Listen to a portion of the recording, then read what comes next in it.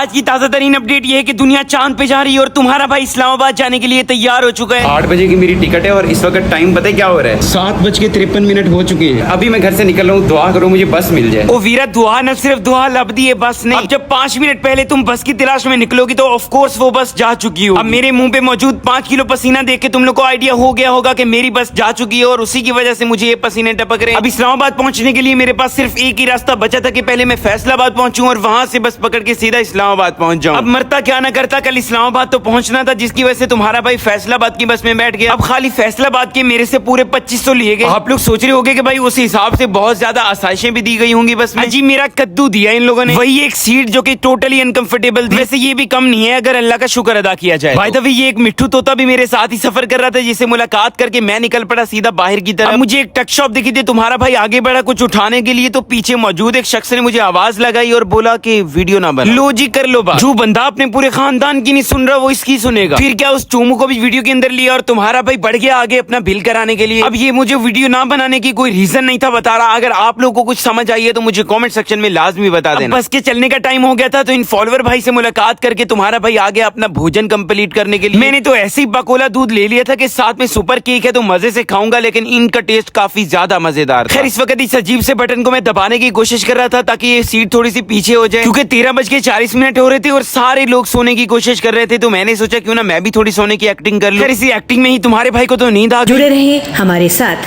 हम मिलते हैं एक ब्रेक के बाद। नेक्स्ट डे कल रात के 10 बजे तुम्हारा भाई फैसलाबाद की गाड़ी में बैठा था और आज सुबह के 4:30 बजे तुम्हारा भाई फाइनली फैसलाबाद पहुंच चुका है। मेरी किस्मत अच्छी थी कि सामने ही बसों का अड्डा था, मतलब मैं फौरन से इस्लामाबाद की टिकट करवाने के लिए आगे बढ़ा तो पता चला कि मेरे पास तो पैसे ही नहीं है। अब पहले एक रिक्शा वाले को रोक के उसको एटीएम के बारे में बताया तो उसने बोला 450 रुपए लगेंगे, एटीएम छोड़ दूंगा। नहीं यारो कमलिया, मैंने एक गाल 10 मेरे को 450 होते थे, मैं एटीएम क्यों जान रहा। फिर उस रिक्शा वाले के पीछे एक बाबा जी आ रहे थे जिन्होंने मुझे बोला भाई पूरे 20 रुपए लगते हैं साथ ही एटीएम। अब बाबा जी को पूरे 20 की जगह 50 रुपए दिए और बोला कि भाई मुझे वापस अड्डे तक भी छोड़ दो। खैर बाबा जी अपनी बात पे कायम रहे और 30 रुपए से ज्यादा नहीं लिए। खैर इन बड़ी बड़ी नलकियों को क्रॉस करके तुम्हारा भाई सीधा बस स्टॉप पे जा पहुंचा, सीधा टिकट घर गया और फौरन से अपनी 5:30 बजे की टिकट बुक करवा ली, क्योंकि अभी इस वक्त 5 बज रहे हैं। आधा घंटा बस स्टॉप पे बैठ के गवाना अच्छा नहीं लगा मुझे, तो सोचा क्यों ना साथ ही करीबी मस्जिद में जाके नमाज अदा कर ली जाए। मस्जिद के सामने मुझे एक बड़ी सारी केटली दिखी जिसकी वजह से कप में चाय भरी जा रही थी। अब मेरे हिसाब से इस जगह का नाम केटली चौक होना चाहिए, लेकिन फैसलाबाद वाले भाई नीचे कमेंट सेक्शन में लाजमी से बताना कि इस जगह का क्या नाम। खैर इस खूबसूरत मस्जिद के अंदर तुम्हारे भाई ने फजर की नमाज अदा करी और माशाल्लाह से दिल को ठंडक पहुंच गई। बाहर निकलकर उसी केटली का नजारा किया और उसके बाद तुम्हारा भाई निकल पड़ा सीधा बस की तरफ। एक पकोला दूध का डब्बा लिया क्योंकि भूख ज्यादा मुझे सफर में लगती नहीं है। खैर पूरे 5:30 पे बस यहाँ से चली और सीधा रवाना हुई रावलपिंडी की तरफ। सारी रात तुम्हारा भाई सोया नहीं था तो पकोला दूध का एक सिप लिया और तुम्हारा भाई वेट करने लगा नींद के आने का। अरे भाई नींद कैसे आती, मेरी आंखें तो फैसलाबाद की हसीन सड़कों को देखने में मसरूफ थी। गाड़ी फैसलाबाद से थोड़ी आगे बढ़ी तो सोचा अब सो जाता हूँ, लेकिन धूप की चपेटों ने मुझे फिर से उठा दिया। फिर क्या नींद तो तुम्हारे भाई को आई नहीं, लेकिन अपनी डेस्टिनेशन जरूर आ गई है। खैर जैसे ही मैंने पहला कदम पिंडी में रखा तो मुझे एक आवाज सुनाई।